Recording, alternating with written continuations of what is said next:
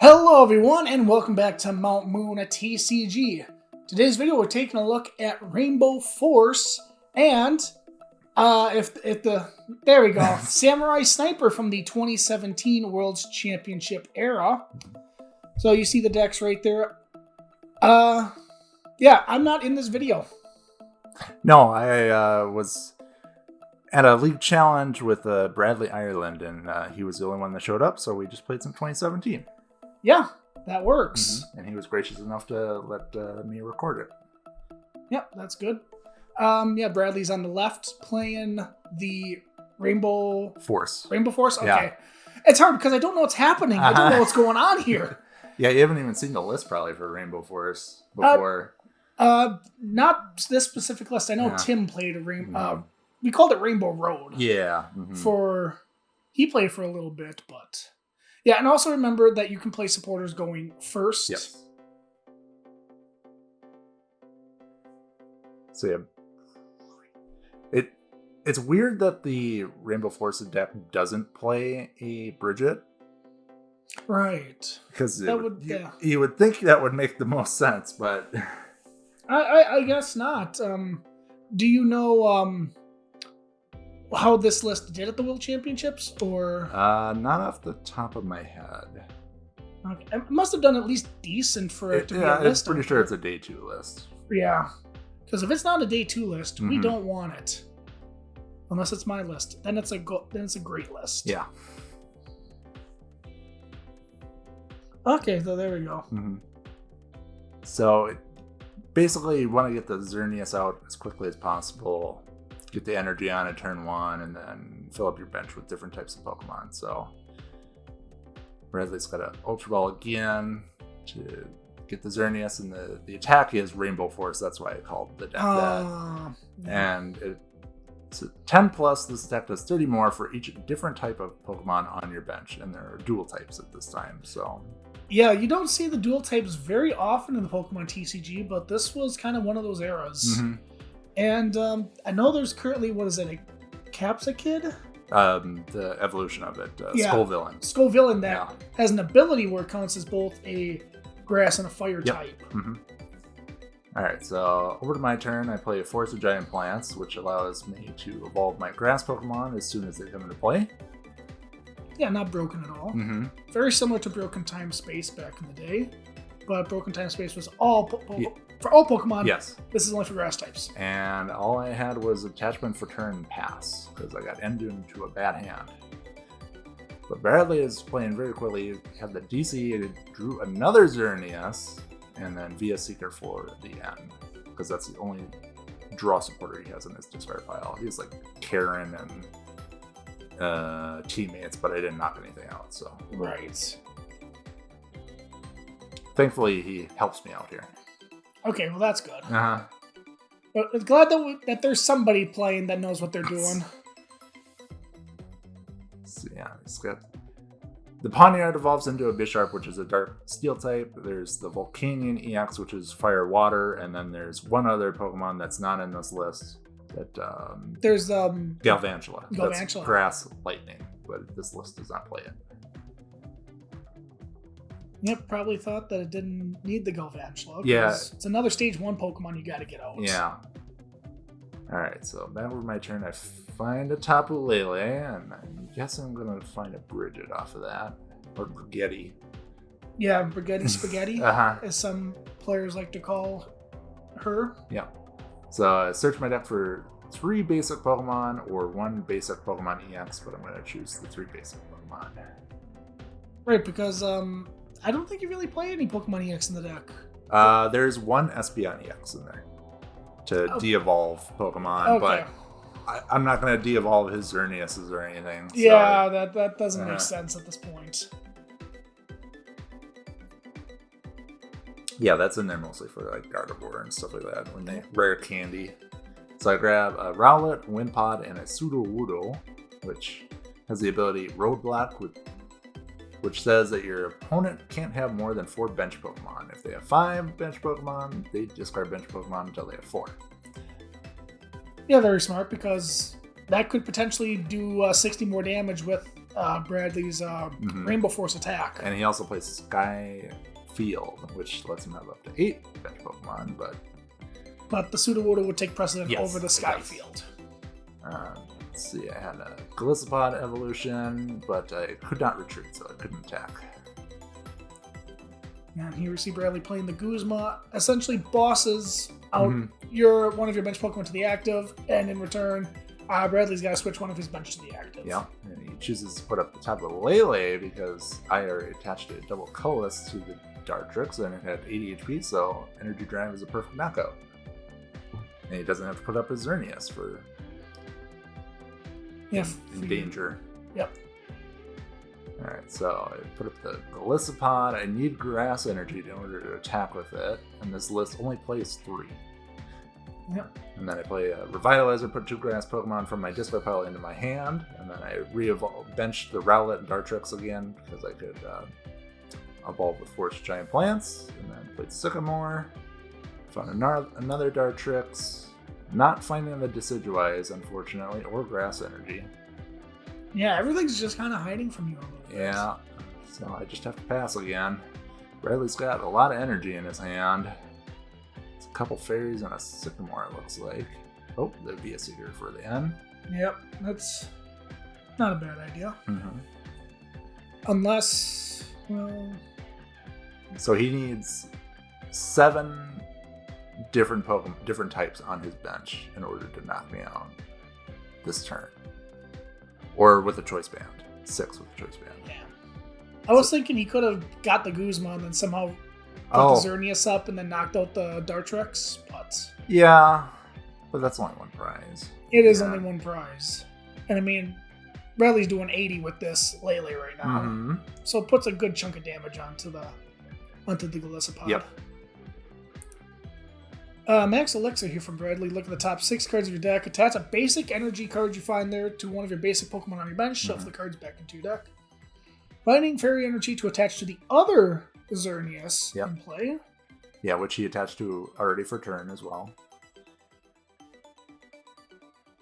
Yeah, the Xerneas does have another attack, but it's like 80 plus 80 more if it gets healed this turn, so it's not anything special. It's meh. Mm-hmm. We only care about Rainbow Force. Then Bradley played a Field Blower, discarding my tool card in the stadium, and then played his own tool card, Choice Band, to do 30 extra damage to my Pokemon GX or EX. Yep, so now it's just only 100 damage away from being knocked out, and there's a Decidueye for you. Finally. And Via Seeker and Sycamore. Oh boy, I don't think I have any good. I have Guzma and Sycamore, that's it. But yeah, your Decidueye's in here to put 2 damage counters onto one of your opponent's Pokemon with the Feather Arrow ability. Yep. It goes 3 energy, 90, meh, don't care. But the Hollow Hunt GX could be useful. Put 3 cards from your discard pile into your hand. Yeah, there's nothing in there right now that I desperately need. No, it's a very late game attack. Yeah. When you need that. When you need like a Guzma or something for game later on. Yeah, usually you get like Via Seekers out or something. Yeah. Or the energy. Yep, and then just hope and pray that they don't have an N or something to shuffle that back into the deck. Oh, I am going to go for the Guzma. Okay. Just going to get the Bisharp stuck because it's got 2 retreat costs. I mean, that's an idea. Mm-hmm. Sacrifice the Sudowoodo. Yeah, Field Blower off the Choice Band, because why not? Could have held on to that. That didn't really hurt anything. Well, it prevented him from playing his own Guzma and just knocking out my Golisopd. Yeah, I guess. So yeah, the Bisharp has the attack Retaliate if any of your Pokemon were knocked out from opponent's stacks. It does 30 plus 60 more. So it could do 90, and then it hits for weakness against the Gardevoir with the Choice Band. Yep, the Gardevoir GX that we talked about a little bit earlier on this channel a couple of different times. And then the Alolan Vulpix, or Alolan Ninetales, they can one-shot that with a Choice Band. So he found the double colorless. It's going to retreat. We got the Xerneas. He's doing 130 with Rainbow Force. That's enough to knock out my Sudowoodo and then unlock his bench. Yep. Yeah, because remember, Xerneas is a fairy type, not psychic type. Yeah. They may look a little similar, but there are two different types. There is still fairy at this point in time. Yeah, Tapu Lele is also a psychic fairy, which doesn't help. Yeah, which could be a little confusing, but... Yeah, knocks out your Sudowoodo. Now you got... got the double colorless, I guess, but... If you're not one-shotting the Xerneas... Well, I can with the Energy Drive and a Feather Arrow. There's 20, 40, 60, 80, 100, yeah. Yeah, because the Xerneas only has 120 HP. Okay, I was just thinking it's 130. Yep, that's what I thought too. Okay, and I'm with Sycamore, choosing not to put the Lele down. Just with Sycamore instead. Still no Decidueye. Well, I'm not finding another Decidueye. There's Tapu Koko. It just spread damage 20 to everything for double colorless and free retreat, which is nice. And then, yep, there's the Feather Arrow and Energy Drive for the knockout. And you finally get a prize there. Yep. It took a bit, but it finally happened. Yeah, if you can get really lucky, you can evolve a couple Decidueyes on the first turn and like start taking prizes. Right. Before you even attack. Bradley here's playing Professor Kukui to draw 2 cards, and your opponents, and your not your opponents, Yep. You do 20 more damage to your opponent's active Pokemon this turn.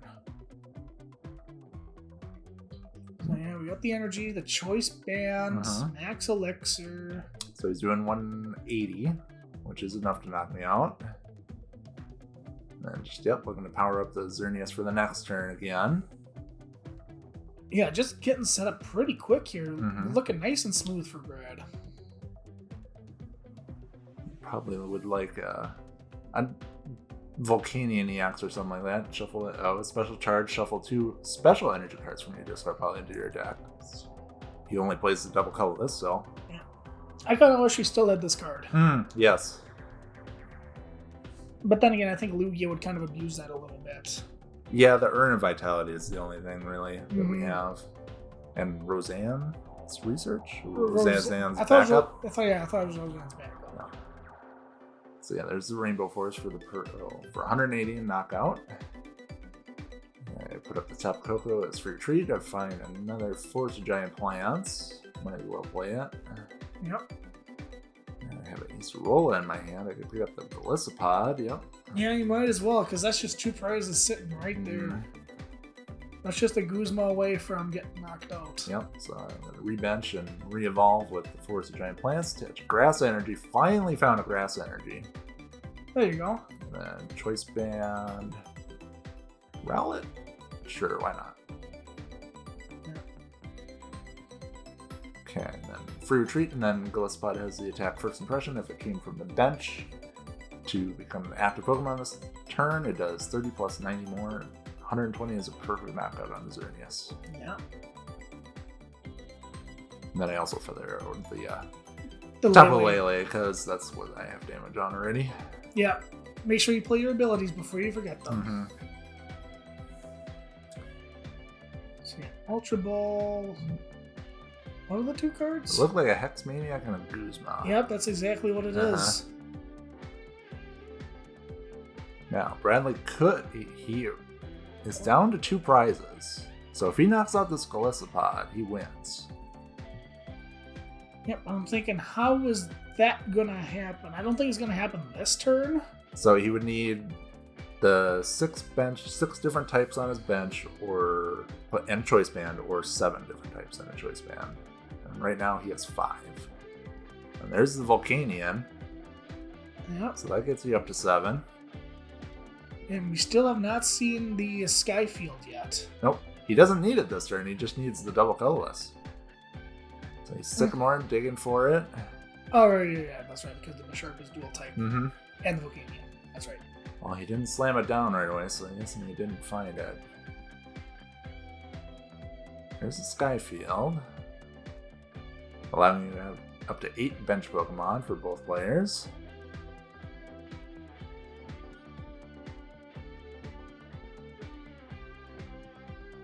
Another Max Elixir. Yeah, so if he has Max Elixir plus another Fairy Energy in his hand, he can do it. he's only got 7 cards left in his deck. Yep, did he find it? Yeah, found it. But does he have the other fairy energy? I don't know. We'll have to wait and see. Oh, hold on. He's not going to attach it to Xerneas. To Coco? Alright, so he's going to choose to bench another Xerneas as a backup attacker. Okay, that seems fair. Yeah. And he has Skyfield, so he's allowed to do that. Yeah, just in case you counter his stadium, then that way you can discard the Shaman. Yeah, mm-hmm. And he has 2 Xerneases ready to go for next turn. Yep. Xerneases? Xerneas? Xerneases? Yeah. I don't know what the plural of Xerneas is. Well, it's a legendary Pokemon, so it shouldn't have a plural. Cloning? Uh-huh. There's 2 Xerneas on the field! Yeah, I know. So, obviously, there can't just be one. There's Xerneas cards, Hunter. Okay. And Bradley chooses to play his own Sudowoodo. It's a little bit off camera, but that's what it is. Yep, discard Rowlet, because that's you're fine. And just a pass. Couldn't, not a pass. Energy Drive. I was going to say, why would you pass? Uh-huh. You're going to hit the Golisopd for 60 damage. Alright, so I have my own double colorless in hand. So I have the knockout on the top of Lele for sure. With the, either the Armor Press or I could Crosscut GX. And then I'm going to play an N. Put Bradley down to 2 cards in hand. Yeah. Because Bradley shuffled in 2 double colorless energy earlier with the special charge. So I'm guessing that last card was the double colorless. Well, he max elixired and left, and he had 1 card left after that. Oh, that's what it was. So yeah, he potentially has 3 double colorless left in that really small deck. Oh, okay, potentially. Because there's 1 on the Lele. Okay. That's what it was. I just remembered he looked at the top 6. Mm-hmm. Mm-hmm. Alright, evolve into another Golisopd. And I'm going to Ultra Ball. Oh, wait, 2 ends? Oh, man. Yeah, you have VS Seeker, that's fine. Yeah, and I'm going to take 2 prizes this turn. Alright, so I found my second Decidueye finally. And I'm going to double Feather Arrow onto... Don't need to do the active, that's for sure. Okay, onto the Shaman, so I can set it up for attacks next turn. Alright, so I'm going to Crosscut GX, switch one of my bench to the active, and then do 150 damage. And I leave a single prize attacker up, so if Bradley wants to win this turn, he has to have Guzma plus double colorless. Which can be a little bit harder with 3 cards. Mm-hmm. But it's very doable. We see that a lot of times on like different streams from different regionals around this time. It's like, what's my top card? Oh, it's Guzma. Cool, I win. Yeah. Oh, he's not happy.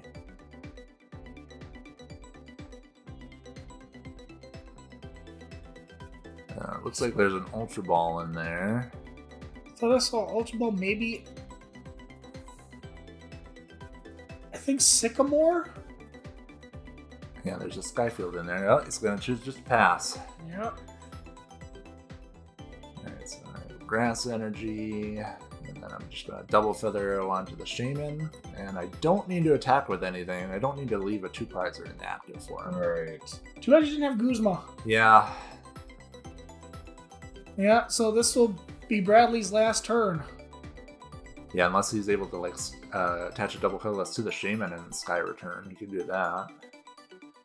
Remove all the damage and put it back into his hand. I mean, that is true. That's probably the only option. If he has the double colorless again. Right. But does it bring it to his hand or to the deck? It's to the hand. Okay. Yeah. Okay, VS Seeker for, looks like an N again. Yep. Otherwise, if it was to the deck, I was thinking that, could play the Sycamore or something and then just shuffle. Oh, yeah. Mm-hmm. The Shaman and the double colorless, but that might not be ideal, but yeah, get the N. No, you're thinking of like a Celgor that shuffles itself back. Yeah, I was thinking of a Celgor. Mm-hmm. Alright, so we each get 2 cards off the end. It doesn't really matter what I have, because I just need to double Feather Arrow for the win. Yeah, there's nothing. He found another fairy energy, but he needed the double colorless. Yeah, he needed the Guzma. And the Oranguru was prized, so he wasn't able to draw any extra cards off Instruct. Let's see where those double colorless were. Oh, right in the middle. No. Jeez. Just like that. That is the power of N that can win you games. Just like that. Your opponent takes too many prize cards too soon. They might not be able to set up for the rest of the game. And that's evidence right there how powerful N is. Yeah, I think the other big turn was the Acerola for me. Being able to pick up the Golisopd that was damaged. Right. Power of Acerola. Mm-hmm. One of my favorite cards from this era. Yeah. Pretty darn good. Alright everyone, that'll do it for this video. Make sure you hit that like button, comment, share, subscribe, and be sure to join us for other awesome content and other cool perks here on Mount Moon TCG. See you next time.